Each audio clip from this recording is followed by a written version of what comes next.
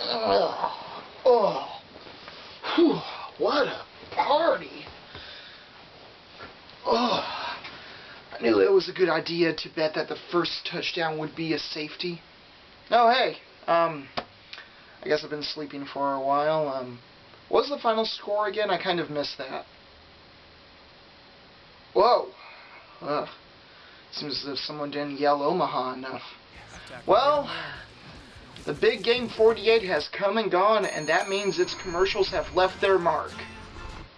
Kind of. Well, I've been thinking about it, and I think the consensus for this year is that it's kind of meh when it comes to the commercials. I mean, nothing spectacular or memorable was there, and yet they didn't really leave anything hateful or spiteful or vindictive. It was just like the advertisers did their own thing rather than put any effort into their ads. And that's not for all of them. I mean, obviously I'm going to be making a best of list right now, but there are also quite a few that just fell flat. And we're here to honor that today. So, in addition to being best of and worst of list I'm going to do, I'm going to talk about a few of the ads as well. But it's mainly going to focus on the list part. So, get out your Doritos bags again, because we're counting down the top 5 best and worst Super Bowl ads from 2014. Number 5. Okay, so a lot of things that Super Bowl advertisements do is that they have these memorable cameos from celebrities and other interesting figures of pop culture. And it usually works. It usually grabs our attention, and they usually put them in situations and scenarios that are funny or entertaining enough. But what's better than one celeb cameo? How about a bunch of them? Oh, no. Not just a bunch of them. A bunch of them from a specific time period. What? The 80s called. They want their store back. Now, I'm a 90s kid. I didn't connect to this ad as much as most people would have if they had lived through the 80s. But the cool thing about this ad is that I can see why people admire it so much. No, I'm not familiar with all of these cameos and all of these creatures and characters, whoever they may be. I know at least a few of them, and I know how lovable they were back in their heyday. Now, this obviously isn't the best ad from the big game, but I believe it carries the greatest idea. I wanted to see more.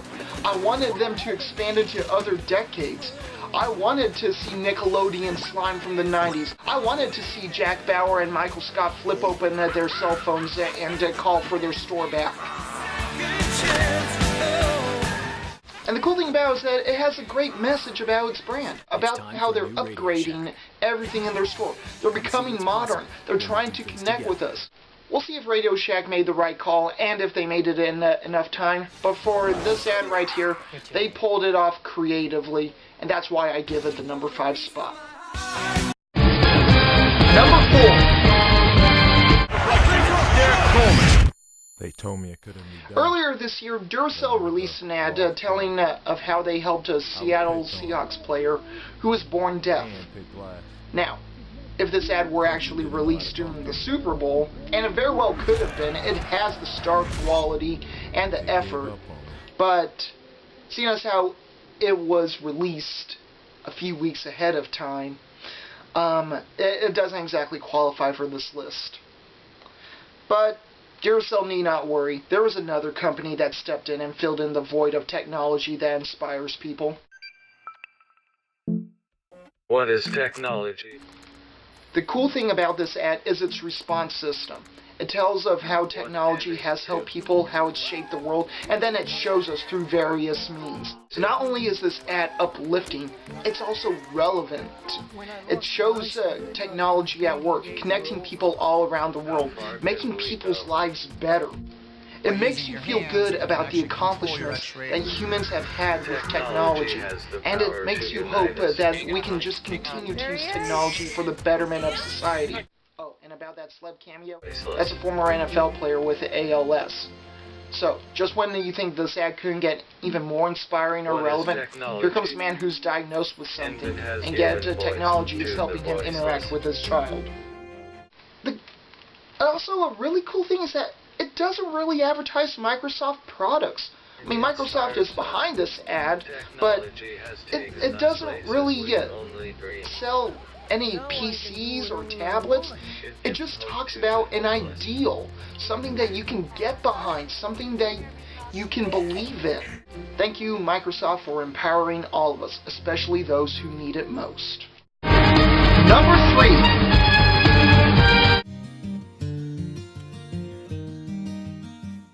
Last year, Budweiser released an ad of a farmer bonding with his Clydesdale horse. And the great thing about that ad is that at the end of the story, even when the Clydesdale horse became a Budweiser horse, they still had that connection at the end. This year, they tried to repeat their success, only instead of a man, it was a puppy and the connection that it had with the horse. And this cute, uplifting, heartwarming tale of friendship that just extends beyond any boundaries is not going to make it on this list. Sorry, it just doesn't do much for me. Yes, the puppy is cute. Yes, the tale is uplifting. But the tale is also kind of uneven with how it presents itself. It also doesn't have the same human connection as last year's ad did with the horse and the farmer.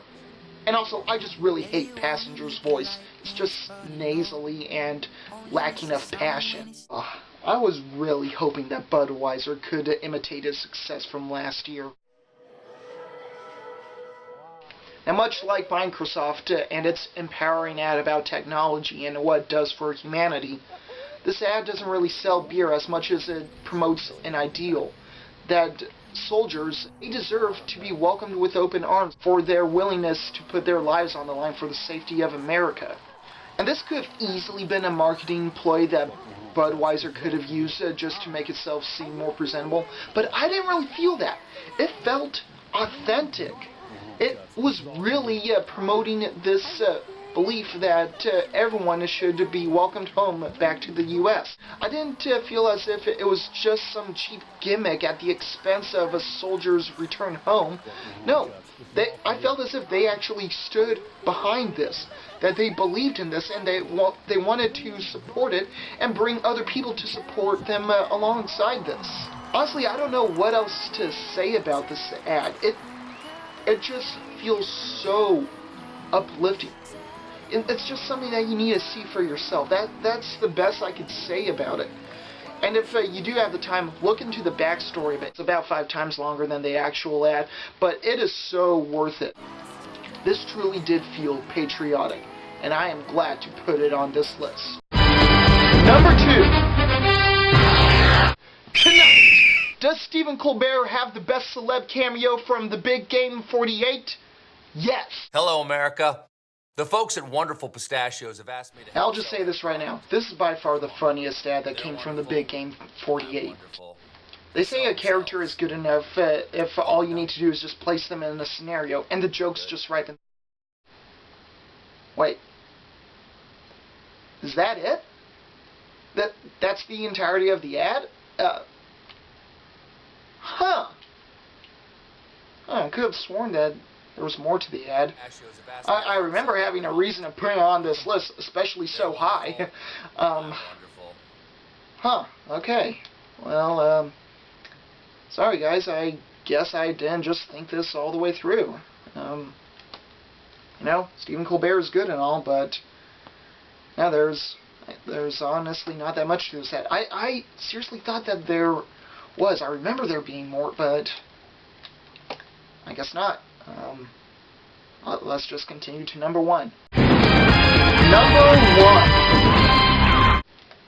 There was a bit of a recurring theme with some of the ads this last year, and that theme was America. Yes, I already talked about the hero's welcome with Budweiser, but we have to take into account the Bob Dylan narration over a Chrysler ad, and there was also a company that talked about how they bought and manufactured stuff in America. But by far, the best, most poignant, most inspiring, and most controversial ad from this last year was... Folks, evidently sales of pistachios have not skyrocketed in the last 30 seconds due to lack of branding. Okay, now I remember why I put that ad at the number 2 spot. Yeah, that was another interesting thing that some ads did. They would continue with their story, their narration, from one ad to a later ad. Bud Light did it, Ford did it, but Wonderful Pistachios pulled it off the best. It is funny, it is visually striking, it makes great use of its celebrity. Yeah, I take back all of my doubts. This is the funniest ad from this last year. Okay, what were we talking about? Oh yeah, Coca-Cola and its controversial Beautiful American ad.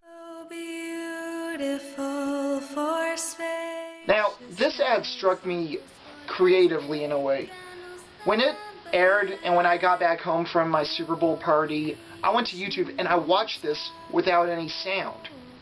It wasn't because I objected to America the Beautiful being sung in different languages. No, I just wanted to admire all of the various backgrounds and landscapes that this country has to offer. And that's the best way that I could describe this ad.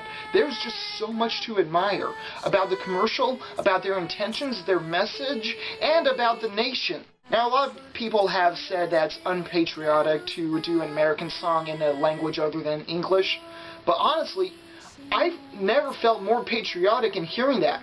It sent the message to me that people from all around the world still look to America as a place for opportunity, as a place to have a chance at a better life.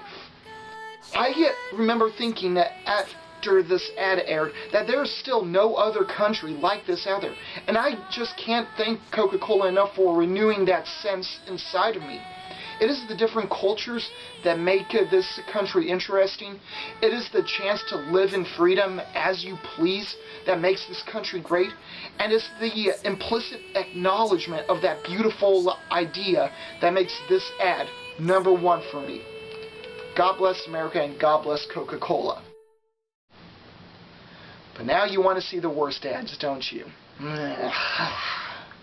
Well, for your viewing pleasure and my viewing pain, here we go. #5. Wait, really? There's no E-Trade, baby? Axe is no longer taking the scantily clad route? And neither is GoDaddy? Well, it looks like some companies and brands have finally learned their lesson. Wow, this list might actually be a little bit harder for me to put together because none of the previous offenders have a chance to make it on this list. I mean, but I'm actually not expecting GoDaddy to use any people that show off their bodies, right?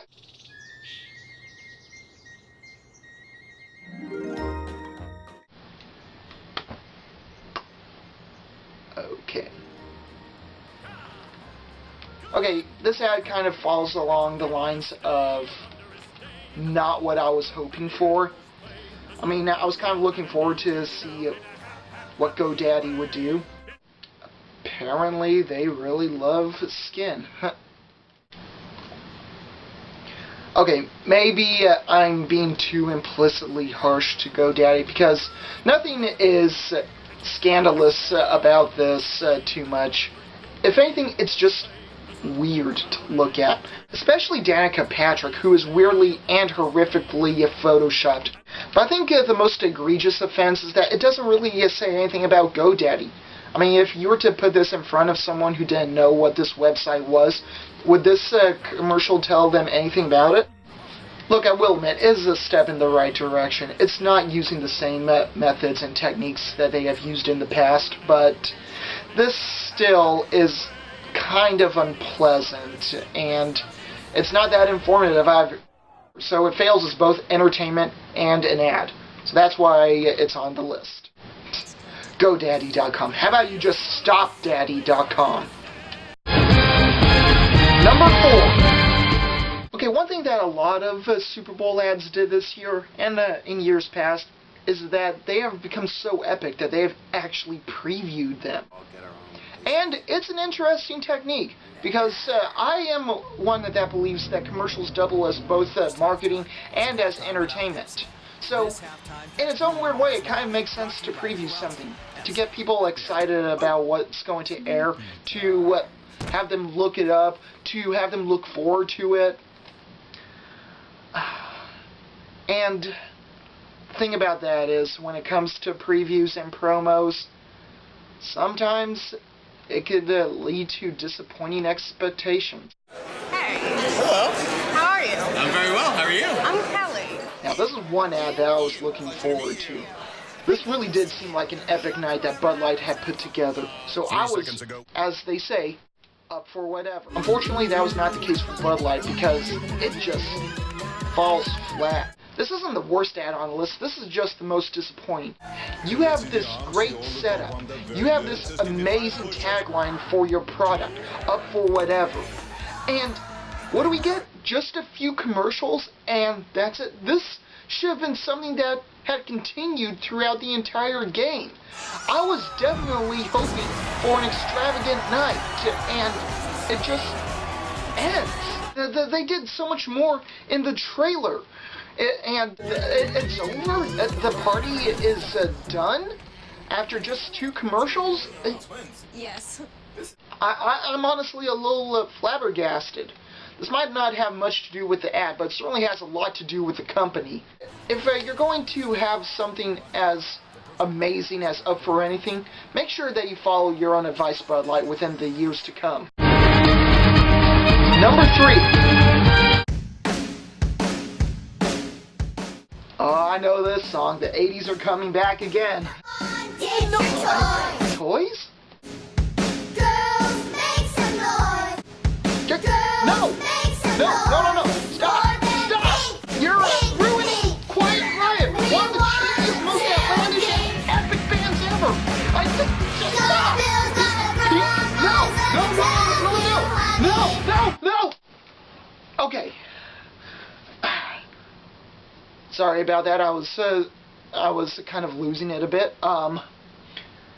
But I don't really think I need to say much about this. This is just a violation of one of the most fun songs ever. I never would have expected nor hoped to have heard a rendition of Quiet Riot where it's sung by a bunch of little girls and it's pink. No, I don't care if someone wanted it just lost my loving feeling like that.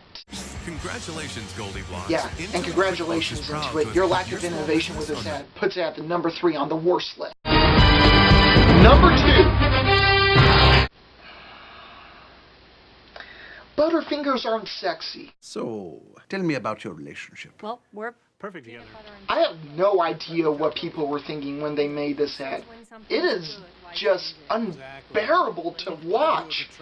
I mean, for one thing, it's confusing. I don't get what the message is. Like, Butterfinger makes chocolate and peanut butter better, but it makes peanut butter by ignoring chocolate, but chocolate and peanut butter can't make Butterfinger on their own. It's just really juvenile and not well thought out. Plus, it's really gross with what it's suggesting, that Butterfingers is more exciting, stimulating, arousing. You get the idea.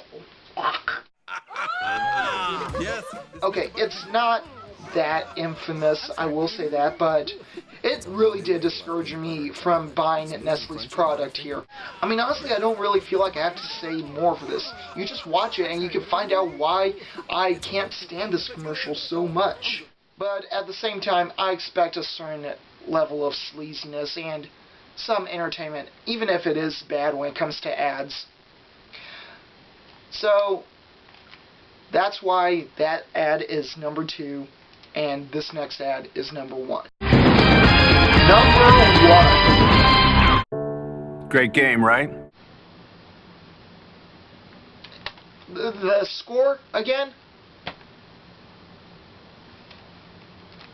So you're probably expecting me to crash a car or blow something up. Oh yeah, that'd be cool. But really, I'm here to talk about car safety. Look around you. Who do you see? Friends, family, neighbors, all your loved ones. Okay, enough making fun of this ad, and let's just get to the main problem with it. It is boring. I mean, it's so boring that I was just waiting for the commercial to end, so that way I could get back to the game where the Seahawks could continue to mess up the Broncos. Oh, wait. And then you zoom out and you see Fred Armisen with a creepy lover stalker hug around him. It's everything that you're supposed to have for a Super Bowl ad. It just doesn't do. It bores you. It turns you off. It advertises something that you don't really care about. Is everything that I had hoped for to not be a Super Bowl ad. So that's why I decide that it's the worst ad of 2014 from Super Bowl 48. Oh, man. Okay, well, again, Super Bowl, more like Super Bore. Here's hoping that next year there are some better teams that are playing, at least teams that I care about. And I hope that advertisers care more into what they put into their commercials. Well, that's my list. Thank you for watching, and just thinking about this. Yeah, I'm going back to sleep. Playing over the credits. You know what? Let's just play the NFL from Fox theme because they're the company that hosted it. So yeah, another episode of Thanks for taking a break.